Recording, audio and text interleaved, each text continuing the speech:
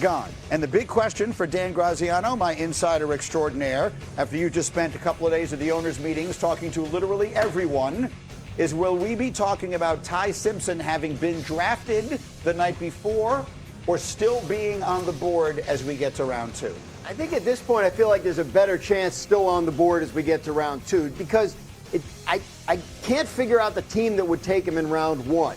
I guess it's possible someone could trade back up into the round and do it. But while teams seem to like Ty Simpson, I think there's a sense that round 1 would be a little bit of a reach, and they're trying not to do that with quarterbacks at that level of experience. So, Mike T, to make it so that everyone fully understands this, it's very different if he's taken with a 32nd pick versus the 33rd pick, to be clear. A first-round pick in the NFL draft, the team controls for 5 seasons. A second-round pick and beyond, only 4 seasons. How significant a difference is that when you are building a team? So I'll just use the New York Jets for an example. They have the 33rd and 44th picks. They might be able to take Ty Simpson at 33. Is it worth them packaging those two and going up into the first round to get that 5th year? Absolutely. When we're seeing quarterback extensions at $60 million and upwards, and certainly in 3 years it'll be more than that.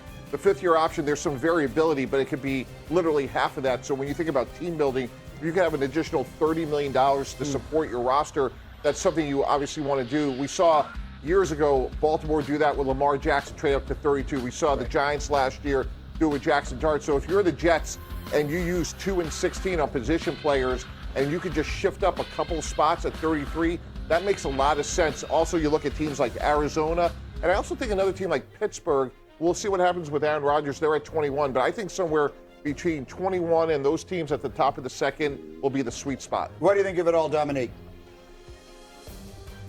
Yeah, I mean, it's an interesting idea because I think a lot of these teams are expecting, the ones who want quarterbacks are expecting next year's draft to be a little bit better for quarterbacks. So packaging up a couple of 2nd or 3rd round picks to get up into the 1st round, like those are players who play. Those are foundational pieces for teams. So to kind of roll the dice on a quarterback that you may not fully believe in, if you have hopes that next year's quarterback draft will be even stronger, I think is a risky play for some teams. That most of these teams that are looking for quarterbacks, they need a lot of other positions also, and they don't want to waste picks on a long shot. All right, Mike T, I'm the owner and you're my general manager, and I'm going to look at you and I'm going to say he's 6'1" and he's only started 15 games as a collegian, which we know has historically been a problem. Tell me why we should be moving aggressively to take him in the 1st round. He's a really good player. He can make all the throws.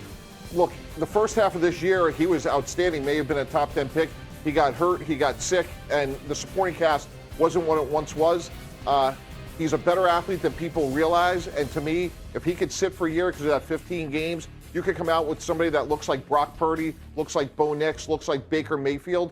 His height isn't ideal, but you don't know what next year is going to bring. And if you have an opportunity and you don't have a quarterback, take a shot. I learned something this morning, by the way, and that is that you can bet on where these players are going to get drafted. I have to confess, I was not aware there was odds that were offered, but quite they are. handsomely too. Okay, tell me.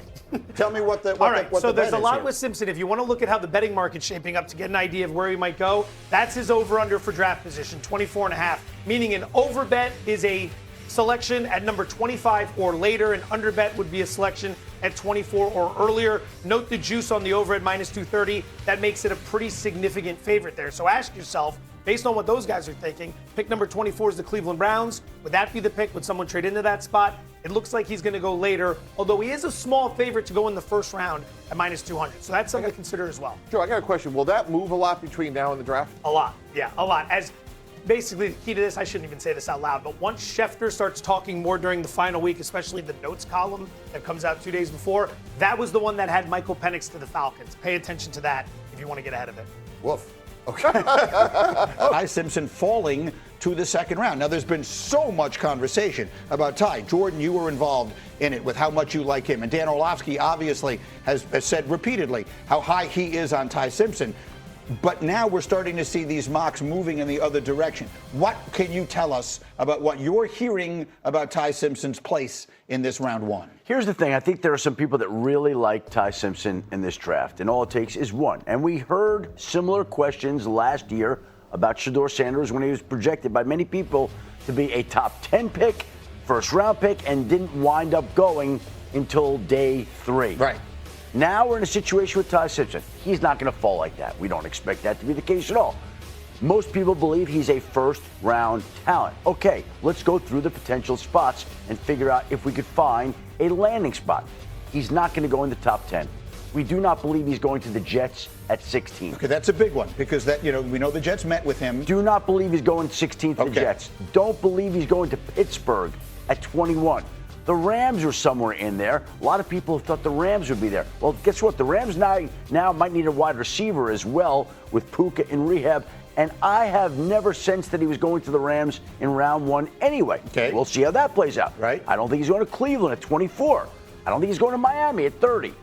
So where is he going in the first round? It may just be that we get a scenario like last year where the Giants traded up for Jackson Dart at 25, I believe, and took him there. There may be a team that we don't know right now. It could be any one of those teams that sees the value for Ty Simpson in the back half of the first round, jumps up and takes him.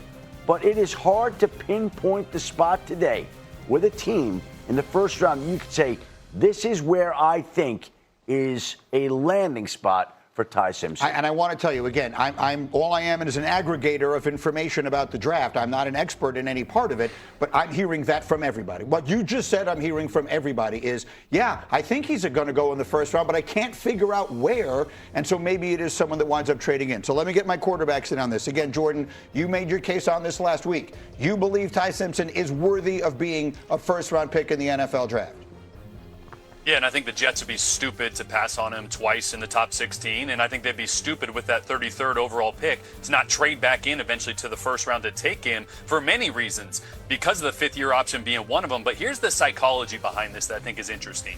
When you get a quarterback that you know is going to go in the top 10, which is not Ty, a lot of teams that maybe don't want him are going to say they really like him to kind of amp up the ability to trade with someone that doesn't want to miss on him. When you got a quarterback that has the potential to slip to the teens, to the 20s, to the second round, if teams like him, they're not going to say anything because they want him to fall. So I think there's a little bit of psychology with where's he going to go. But Ty Simpson is a first-round quarterback. Ty Simpson is a guy that's a franchise quarterback. He has elite traits, anticipation, pocket presence, suddenness. He's got great arm talent.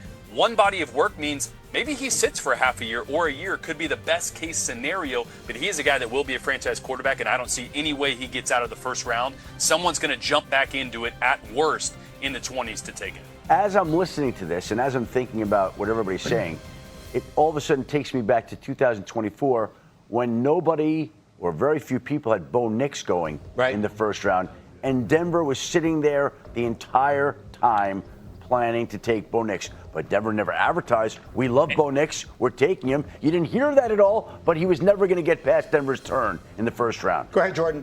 And I'm going to let Tim jump in real quick. Just one more thing. I think thinking you are waiting for the class next year is a massive mistake. We should have learned that about this class. Cade Klubnik, Garrett Nussmeier, Drew Aller, all guys that were like first rounders, top 10. Where are they now?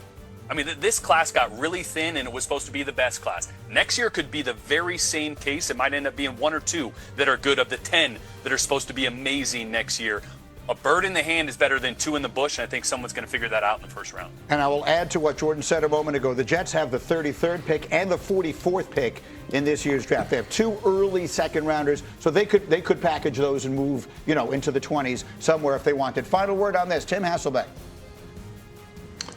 Well, Jordan's right about waiting. The reason everyone looks like a good prospect next year is they haven't been through the ringer of the evaluation or playing a college football season with the high expectations. And so, we see it every year where a class looks good and then you get there. I would say this, and this is kind of the point for me. The difference between Bo Nix and Ty Simpson is Bo Nix played a massive amount of football. There's a long history